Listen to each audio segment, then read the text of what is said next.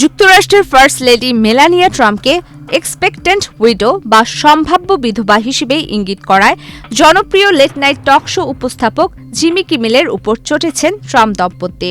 এই মন্তব্যকে বিদ্বেষপূর্ণ ও সহিংস আখ্যা দিয়ে কিমেলকে অবিলম্বে টেলিভিশন নেটওয়ার্ক এবিসি থেকে বরখাস্তের দাবি তুলেছেন খোদ প্রেসিডেন্ট ডোনাল্ড ট্রাম্প। গত শনিবার ওয়াশিংটনের এক নৈশভোজে এক বন্দুকধারী গুলি চালায়, যেখানে লক্ষ্যবস্তু ছিলেন ট্রাম্প ও তার প্রশাসনের জ্যেষ্ঠ সদস্যরা। তবে এর কয়েকদিন আগে এক অনুষ্ঠানে কিমেল প্যারোডি করতে গিয়ে বিতর্কিত ওই মন্তব্যটি করেন। অনুষ্ঠানে মেলানিয়াকে উদ্দেশ্য করে তিনি বলেন, আমাদের ফার্স্ট লেডিকে দেখুন কি সুন্দর লাগছে, আপনাকে এত উজ্জ্বল দেখাচ্ছে যেন একটু পরেই আপনি বিধবা হতে যাচ্ছেন।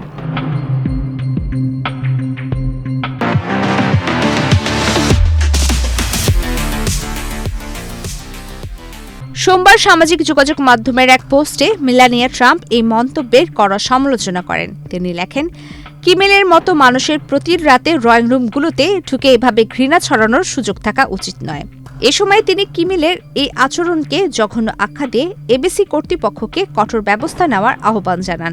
মেলানিয়া আরও যোগ করেন, তার পরিবার নিয়ে করা এই মন্তব্য কোনো কৌতুক নয়, বরং এটি মার্কিন রাজনৈতিক অসুস্থতাকে আরও বাড়িয়ে দিচ্ছে। স্ত্রী মেলানিয়ার সুরেই কথা বলছেন প্রেসিডেন্ট ডোনাল্ড ট্রাম্প। নিজের প্ল্যাটফর্ম ট্রুথ সোশ্যালে তিনি লেখেন, এটি সব সীমা ছাড়িয়ে গেছে। কিমেলের বক্তব্য সহিংসতার উস্কানি।